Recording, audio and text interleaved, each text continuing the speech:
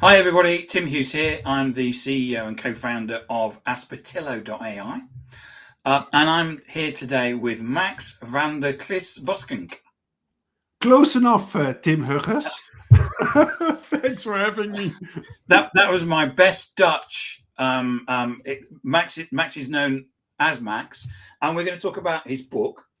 You sent me loads of gifts. The Resilient Professional, 52 Reflections for Payroll and the Rest of Life. So Max, where can people find you? Currently, I'm at home, but normally people can find me best on LinkedIn and via my own podcast, Spotify, Apple Podcasts, or any payroll event across the world. So if you see the word payroll, I would likely be close. If you don't know Max is a payroll influencer. No. Max, when you said that you'd written a book on reflections for payroll and the rest of life, I must admit, I thought self-help book. Oh dear, self-help book. Yeah. And you know, I really enjoyed it. Phew! I thought, what are you going to say next? And so I'm just going to read the back because I've got loads of questions to ask you. But okay, all right. Resilient Professional combines stoic wisdom with 52 practical lessons for navigating life in payroll and daily living. You don't need to be in payroll, by the way. Not really. But Max throws in a little bit about himself as well. So it's also autobiographical. But it actually, he goes through all these different stoic lessons, and there are 52 of them, and actually, you go, oh yeah. So I really recognize a couple, and it's unique. I've not seen anything like it, Max. So tell us what the inspiration was. So why I wrote this book? I didn't write the book because I think I figured out life and thought, let's now share with the world how to live life. I wrote it because, over the past 20 years that I've been kind of a payroll professional, I've learned that payroll and life is much more a mental profession than kind of is a technical one. And I network with people all over the world, and they love to tell a story in their payroll context. So I think this is why kind of the book matters to them. It's about how to deal with life as a payroll professional, but as you said, also in general. And it's also personal. It's almost like a memoirs, because it starts with me as a 20-year-old, stopping everything at my mom's garage, wondering what to do with life. And then you decided to drop out of school. I did. And then at some point I realized what actually got me here. It's not really the brain or the talent, but it's kind of the mindset and embracing stoic principles every day, who are known for making it very practical. So I just wanted to share those lessons, not because they're mine, but because they genuinely helped me to become who I am today. So my first question is, I think you've actually kind of answered it, which is you've spent years being the passion for payroll guy. Yes. What was the exact moment or turning point that made you realize you needed to write a book specifically about resilience rather than another technical payroll strategy book? Yeah, interesting. So the first book, which we also featured here about a year ago, of course I have it handy. The Global Payroll Manager's Playbook is more indeed a technical book, how to do global payroll. And I released the second book, Resilient Professional, exactly 1 year after the first one. And the first time I actually noticed that I wanted to do this when I was on family leave, Tim. Right. In the woods, at a cabin, the part. And I always bring a book about Stoic philosophy. And then I thought, geez, if I reflect on all the conversations that I had and am having and were likely about to have, a lot is about resilience. And this was, still in the day and age of AI, the human-centric approach and actually recognizing you are a human became more important. And I wanted people to share in my experience and that stoicism and all of that isn't just self-help, right? You won't learn a quick hey, do these 7 habits and you'll be happy for the rest of your life. Just a health warning. I don't give you any definitive answers in this book, right? But it's a reflection. And the other thing is, sometimes people tell me, you called me a payroll influencer. I would never call myself that, Tim. No, I know. But somehow people find me an influencer. And I also want to share that I also have my normal struggles in life and as a professional. So at the end of the day, we're all and as a dad and yeah, and a husband and a yeah, and a friend and a football player who's currently unhappy because we lost against Morocco. Any Moroccans on the line? Congratulations. For those that are watching, it's July 2026, Yeah. and the Netherlands have just lost to Morocco in the World Cup. The subtitle is 52 Reflections for Payroll and the Rest of Life. Why was it important for you to bridge the gap between a highly specialized corporate profession and everyday human life? Because they are two separate worlds. Sometimes we talk about work-life balance, and I'm a firm believer that that doesn't exist. I bring life to work, and I bring work to life, and I try to bridge that gap. The book is broken down into 52 reflections, one for every week of the year, which also happens to nicely align with the weekly payroll cycles. Yes. Was this structured intentionally for readers to digest slowly, and how do you recommend someone actually read it? Yeah, and I think I write about this in the section how to read the book. I chose 52 because I know that people have a short attention span these days. The average time someone looks at a video is about 10 to 15 seconds. If I now ask them to clear their whole weekend or 2 hours, as we discussed, to read a book, I don't think they will do it. And what I also wanted people to do is actually reflect on a topic and a specific situation. Otherwise, if you read the book, which you're welcome to do, start to finish, you might forget what the lesson was or the perspective was in the first week if you are at week 52. So I wanted this to be your companion on a Sunday evening, to move away from binge watching and another screen, to just let me read 2 pages, because every week is 2 pages, just 2 pages. And then I end with an action for that week, just a thought to ponder about. You're like, oh yeah, let me just think about it this week and maybe act on it next week. So I wanted it to become actionable and digestible. Payroll is famously an industry where no news is good news. And you only hear from people when something goes wrong. How does that unique pressure shape the mindset of a payroll professional? And what does your book offer to combat that invisible worker burnout? Yeah. So I actually don't really think that the pressure only comes from the invisibility. I think the pressure comes from that we're responsible for the financial situation of people, of humans. I think that's where most of our responsibility sits from. And I'm just thinking of a quote. What was it? I need to look. Oh yeah, week 9. I think we can open. Men are disturbed not by the things which happen, but the opinions about the things. Sometimes the payroll people are too attached, personally attached to what they do, which is a good thing because that motivates us and drives our passion. But it also means we are deeply affected by the results, whether it's the sound of silence or the sound of screams and tickets of saying, our pay is wrong. So I think we need to somehow detach the way that we value ourselves from the deliverables we do as a profession. I know that you share a lot in the book about how you feel connected to it, because like lots of payroll professionals, if the pay is wrong, a lot of people sit there and work into the night sorting it out. Yes. Yeah, and I think that will likely not change. But I think the point I'm trying to make is it shouldn't affect us personally that much. We become too personally attached to what we do, and that drives us mad. Resilience has become a bit of a corporate buzzword lately, often used to mean work harder through bad conditions. How do you define true resilience in the book, and how does it differ from just toughing it out?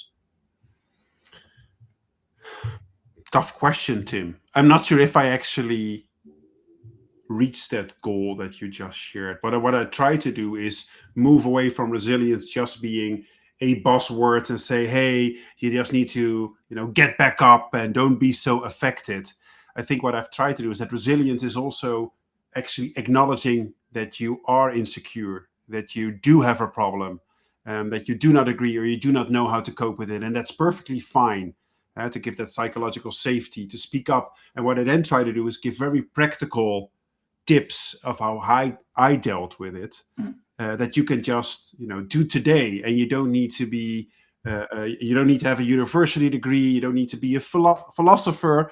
It's very practical stuff. That's, by the way, why I've chosen Stoic philosophy, because when I was younger, even younger, I always struggled with me being me, and being told you're different and how do you cope with this. And at some point I wanted to study philosophy, and I've studied a lot of different philosophies, and the Stoics is what got me, due to their practicality. And there isn't like this divine end state that we need to pursue, right? They call it being a proficiency. It's the route to where you want to become. And if you're on the route, it doesn't really even matter if you reach the end goal, as long as you're consciously working on your own mind. That, for me, probably is a long way to answer what does resilience mean. I think one for me, to be Stoic also is about understanding you can only control what you can control. Exactly. And I think that in a way gives you a certain amount of, I quite often say, I just can't control that. And actually I feel so much, there's a sort of a release. Yeah, I can't control that. And exactly. And my partner was, are you being Stoic again? Yeah, I know, because I can't control it. So there's nothing that I can do. The other thing I think that, you give the reader is that the number one thing that people say in every single leadership book I've read is you need to be self-aware. Yeah. You need to be self-aware if you've got a temper, if you're a people pleaser, you need to be aware of all of those things, because whenever we engage with people, we need to know how we're going to do that engagement. And what you do is you take people through that process, enabling people. It's just a different way to lens to look in upon yourself, to say, I'm like that or I'm not like that. So, for example, for the watchers, Max says in the book that he likes wearing shorts, and he wears shorts. We're recording this in July, but he will wear shorts in the winter. Yeah. But what Max says is that's what people looked at me and thought I was weird, but I've realized that is who I am. I like wearing shorts, and therefore I'm going to carry on doing that. And that's about you being self-aware. Exactly. And probably I think part of my success is staying authentic and being comfortable being you. And I don't think wearing shorts is a bad habit I actually need to work on, Tim. And I give this practical example of a person who just won a Payroll of the Consultant of the Year award, and I talk about stuff like wearing shorts or not, but it's a much bigger theme, as you say. It's about, hey, are you authentically you, and are you comfortable being you? And the other one is, I don't remember this week where it's in, but if you decide to do something, expect that people will see you doing it and they will opinionate about it. And for me, the best example is the shorts. Like, I was in school teaching something for my daughter. They have like a technical lessons where there's a participation of parents, and like half of her class walks up to me, says, why do you wear shorts? Why do you always wear shorts? And the only answer I say is, because I'm comfortable wearing them. And then I return a question. I said, the wardrobe, what you're wearing today, are you comfortable wearing that? 50% says yes, and 50% says no. I said, hey, go talk to your parents. So, without giving too much away, which of the 52 reflections was the most difficult or vulnerable for you to write? The last one. And I probably knew you would ask this. It's a very simple quote. It's week 52. It's, if it's not right, don't do it. If it's not true, don't say it. Because I am no saint, Tim. I have done wrong things. I have said things I should not have said. Yep. And I think there is this perception, especially on, if we can still call it social media, that you need to be always right and you need to be always kind of true and trustworthy. And I think it's been, especially as a trusted, advisor and consultant, it's pretty tough to say, hey, I'm also not perfect and I'm not afraid to say it. But I wanted to break that barrier, because people sometimes only see, the pictures that, oh, you traveled again, you're here. So I always also make daily mistakes. And that was probably one of the hardest things to write. The other one was about the when I was working at Zoom and being laid off. Because it on LinkedIn it seems like an impeccable CV, and I was laid off due to just tech reorgs. It wasn't kind of performance related, but still, and I felt so bad, Tim, for the times that I said to other people who experienced that before I did, to say, you'll find something else, just man up, whatever, until you go through that experience yourself. And that taught me a bigger lesson, to say, never assume how others are feeling in a certain situation. Always ask and reflect, never assume. That was probably most toughest to write. In high stakes environments, people often sacrifice the rest of life to excel at work. What is a core reflection in your book that helps professionals set boundaries without feeling they are dropping the ball at their job? Yeah. It's probably what is in your control and what isn't in your control, Tim. One of the core kind of Stoic principles. What is in your control is to set your own boundaries. What's not in your control is how others will react to it. And I had this reflection when I was working at PwC, PricewaterhouseCoopers consultant in Amsterdam. And I was living in Dordrecht at the time, which was an hour drive, but there was also a lot of traffic, so 2.5 hours. And I stayed there, like I started at 6 and I left at 6. I was doing all the work. And at the meantime, I was sacrificing everything. I couldn't do anything else than just work. And at some point, I decided to leave at 4 p.m. at a big consulting firm where everything's up and out. And I was at the end of the hallway of our floor. And at the start of the hallway, the partner was. So I had to walk off the end of the hallway all the way through to the partner at 4 p.m. Got all kinds of comments like, what are you doing? Are you taking a day off? Time. And I said, no, I am setting my boundaries here. I'm going home. I will be back tomorrow. I might be there at home, but I don't want to go through traffic again. And, that's owning what you can own and just accepting the rest that happens and others' opinions, because I can't influence them. That took, for better, lack of a better word, resilience, right? Or courage. Say, hey. Yeah, courage. Whatever. Payroll changes constantly, compliance, regulations, software updates. Reflection-wise, how can professionals train their minds to view constant disruption as an opportunity rather than a threat? Yeah. Was it Heraclitus who said the change is the only constant? That means that this saying has been true for the past 2,000 plus years, Tim. Yep. Let's just all accept this now. If they could accept it at 1 BC, we should be able to accept it in 2026.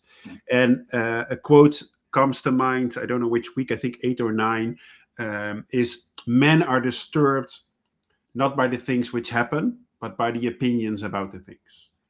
So if you accept that there's always change, then your perception of what happens change, which means you would have much more positive energy towards what is actually changing. And you would not only accept what's changing, but you actually want what's happening, right?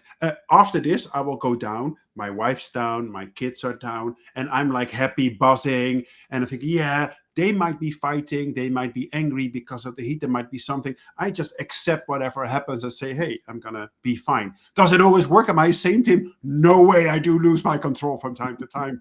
But that, I think, if you just accept it and know that you can only control your opinion, but not the actual situation most of the time, then you can redirect your energy to your opinion and not something you can't control. That's as simple as it is. If a manager or team leader reads this book, how can they use your 52 reflections to build a more resilient culture within their team rather than just focusing on individual coping mechanisms? This might be how I would personally do it as a team leader and a manager, but by showing your own vulnerability, by showing that you're human and that you have your own doubts and insecurities, and by opening up, by creating that kind of psychological safety and not making it all too heavy. Like, that's why I give the example of wearing shorts, Tim. It's everyday life. It's not only big themes like, what will happen with society? There is too much war. There is this. No, make it very small, make it very tangible. and just let people be people and forget about titles or hierarchy. Human to human connections, Tim. By the time a reader finishes all 52 reflections, what is the #1 shift in perspective you hope they experience? I would hope that they are comfortable being themselves. That would be probably the #1 achievement. If that's what I achieved after all of these reflections, then I think I did a good job. So, last question. Looking back at your career journey to this point, how does publishing The Resilient Professional change or evolve what passion for payroll means to you? That's a good question, Tim. For me, it means that the core values of me running my business are now set in stone, which is, I think, trust, fun, and authenticity. And just be comfortable being me. I'm not your corporate McKinsey or PwC consultant, yet delivering the same or better quality while having fun in shorts and an orange shirt, Tim. Well, better. Right? So, Max, thank you so much for coming on. So if I wanted to buy a copy of The Resilient Professional, I didn't know it did that. Yeah, fireworks. No, this is a secret. It doesn't work for me. No, like I told you all my secrets in the first 2 books. This one I'll just keep to myself. Your question was going to be, where can they buy them? So they can buy them on Amazon. Where can we get a copy of that, Max? They can buy them on Amazon. They can buy them on my own website, passionforpayroll.com. But I've also narrated it as an audiobook myself. You've done it yourself. Fantastic. I've done it myself from scratch. I will likely never do it again. It was a lot of trial and error, but it's on like Spotify, Audible, Storytel, all of the major platforms. You can also get it as an audiobook narrated by me. Fantastic. And where can we find you, apart from in the Netherlands, Max? Oh, I will be on LinkedIn. That's the best thing to do. LinkedIn, Passion for Payroll. Physically, I will be in London 2 times, Barcelona next week. If you want to know about my whereabouts, drop me an email at max@passionforpayroll.com or on LinkedIn. And I'm sure we'll find ways to connect. Max, thank you so much for coming on, talking Thank about you, your book. Really loved it. Always fun to talk to you. And clearly you've got lots of secrets out there. And thank you so much. Thanks, Tim, for having me. Thanks, everyone, for joining.